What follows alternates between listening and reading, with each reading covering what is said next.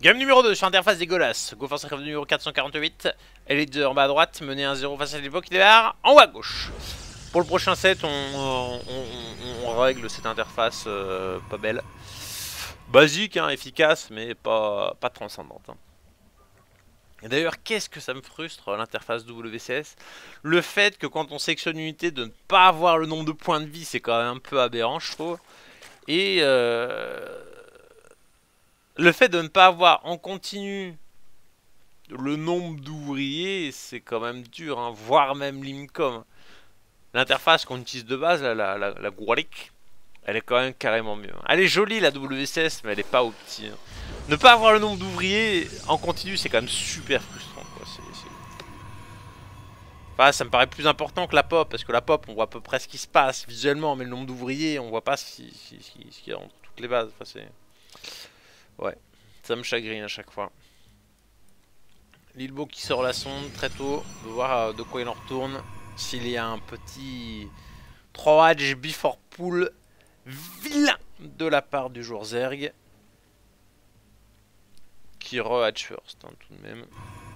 D'ailleurs, je t'ai jamais vu Lilbo se laisser tenter par du Jason style hein, pour contrer les hatch first et compagnie. Ajouter la forge et puis partir en gros bœuf. Sur du canon, Zealot, 4 gates, 5 gates plus 1. On le voit plutôt mettre petite pression avec tracker, noyau de vaisseau mère, Zealot et transition sur pression 4 ou 5 portails. Voire B3. On vérifie, hein, on voit qu'il n'y a pas de canon photon et du coup on se laisse aller. On va poser base, on envoie le dominant en plus à l'autre bout de la carte. Sans scrupule ce Laser.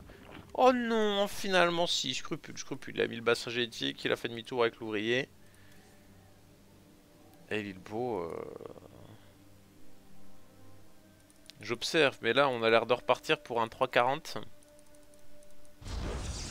340 synonyme d'un seul gaz. Et synonyme de possibilité de cassage dedans avec un petit noyau de sommaire. Normalement ça vous permet de mettre le pylône à un petit 4-4-10. Voilà, bidim.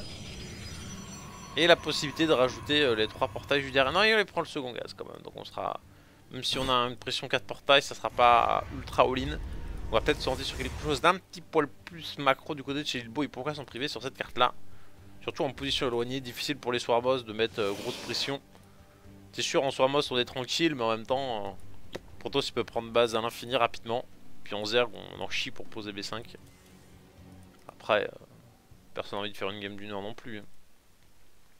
Mais il y a moyen de jouer avec les trackers qui montent, qui descendent ici. Entre autres. Lilbo face à Elite.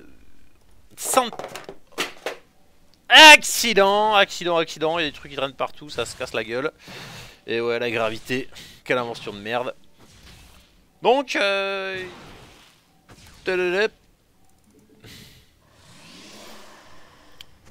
Wargate.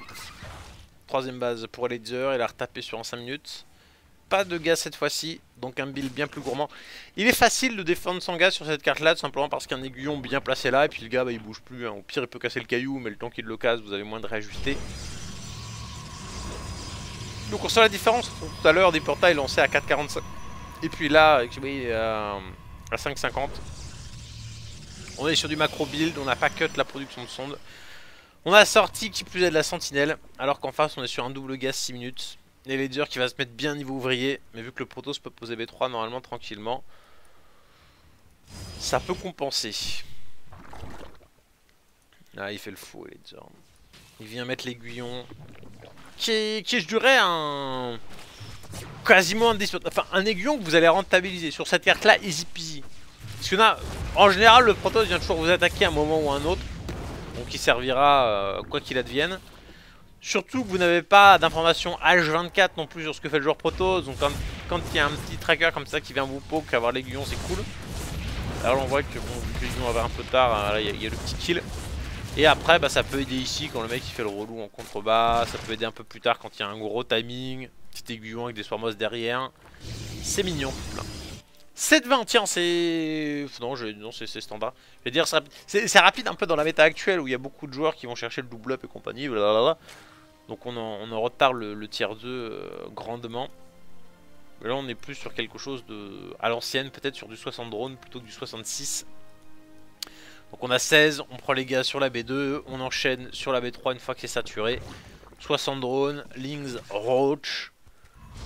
C'est useless. Sur cette carte là il y a une petite rampe, deux petites rampes. Mais c'est pas petite plus petite égale grande, c'est peut-être plus petite. Le mec s'il reste avec ses sentinelles devant, vous ne passerez pas, hein. Mais bon, voilà, 60 drones c'est la base, vous balancez une masse de roach et après vous bricolez. Vous bricolez B3, B4, peut-être un petit Ghost Warmost. Voilà. D'ailleurs, B4 au lieu d'une couveuse de macro, l'enfouissement, donc peut-être une quête de tunnel. Tanière d'hydralis, non, ça sera plutôt macro play. Et on reste sur 60 drones, mais on go quand même sur les gaz bien. Donc on va taper dans le 66. On rush le 66 et après on prod, histoire de tenir cette petite broutille que Lilbo est en train de délancer dans la face des lasers. Qui voit ça venir, qui sait temporiser avec quelques petites clopettes de Lynx. Quelques petites sauterelles. Quelques petites sauterelles là. Qui vont pas faire grand chose. Ouais, il est un peu short, Laser là. Aïe, ouais. Ah, c'est Blazland, hein. Moi je dirais, moi je le dis, je le pense. C'est chiant. Quand le Brodos il arrive avec 3-4 units, et pendant ce temps là il fait que de la son, donc il va rattraper niveau écho. Si vous rushez le 66 vous faites péter, si vous rushez que 60 et que le mec il cross-boost comme un gros bœuf son écho, vous vous faites coincer, une fois sur deux en fait vous faites avoir. Ah, puis là la B3 est tombe, ah non c'est catastrophique. C'est le dilemme quand vous êtes derrière. Soit vous jouez la grid absolue mais vous rushez à poil de chez à poil 66 drones et là vous tenez ce genre de timing. Mais si le gars vous fait une petite pression avant, vous vous faites défoncer. Si vous faites un palier 60 drones, de la pop, re 66, bah si le gars il B3 un peu à poil en mode greedy, chrono boost l'écho, bah niveau écho, vous vous retrouvez pas ouf en fait. C'est chiant de savoir comment faire. Trouver le juste milieu. Là par chance avec la B4 il a pu transférer ses ouvriers, donc on n'est pas dans une phase catastrophe non plus. Aiguille lancée pour Laser, du collupteur ou une transition mutalisque douteuse. En tout cas on a Blink et le complexe sur le petit côté de l'Elbo, plus du portail en plus, des pylônes partout. A-t-on peur déni du je ne sais pas. Tente de faire le malin avec la sauterelle autruche mais ça ne fonctionne pas. On peut pas se terrer avec ces mini taupes là. Bon. Tellement lancé tendu, pas de surprise. L'important pour le Protoss ici maintenant c'est de scouter, envoyer des hallucinations à gogo, repérer où on a le gars niveau écho. Là par contre il y a le petit moment de stress là. Si Lilbo il réalise pas qu'en fait c'était un transfert d'ouvriers de B3 B4, il doit se dire ouais. Qu'est-ce qui se passe, le mec il est sur 90 ouvriers déjà, que je suis dans la merde. Alors qu'en fait non, c'est juste un transfert d'ouvriers. Faut pas se faire brain. Version de tir à distance, donc ouais non, il tente les mutas. Alors qui dit muta dit tu mets un canon à photon par base, tu défends les mutas et après t'attaques avec Colosse Tracker et le mec tu le pines. Les mutalistes qui vont arriver à faire ah on a rien fait. Et l'autre il va dire ouais bah c'est con. T'as des unités qui ont rien fait. Enfin forcer les canons à photon c'est toujours bien mais pas top. Parce que ça ne coûte que du minerai. Et l'autre il a gâché du gaz. Moi mon gars je le mets dans quoi? Ouais, des upgrades, des colosses. Et tu vas le sentir. Donc Eladir est obligé de mettre la pression, obligé de rentabiliser son petit go. Parce que sinon à l'arrivée de Lilbo, pas forcément sur 200 de pop, mais déjà sur un bon petit 170 pourrait faire l'affaire. Il se pourrait qu'on ait un ravalement d'Hydra assez rapide. Hein. Là les Mutalistes qui arrivent en mode ok bon on fait rien. Relou. Alors en Protoss il faut go ligne droite. Hein. Petite B4 à la limite si on veut. Mais il n'y a pas de raison de ne pas venir sanctionner un joueur Zer qui a foiré sa transition muta. Hein. Transition muta foirée égale décès. Mais c'est pas, vous voyez la première muta, faut attaquer en mode c'est bon, c'est l'heure d'attaquer. Non, vous pouvez attendre un peu. Le mec il est à ses mutas, il fait rien. Continue à monter en pop, à faire une bonne petite masse de colosse 3-4 C'est bien, et après à l'attaquer, le mec, il va galère quoi. Et s'il continue à s'entêter dans les mutalisques, en général c'est mauvais. Enfin, il va peut-être vous casser une base, mais ça veut dire que chez lui il sera complètement à poil. Donc il faut juste rester précis dans son agression.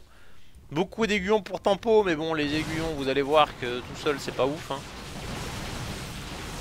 Mutalisque qui arrive, ramasse le canon à photon.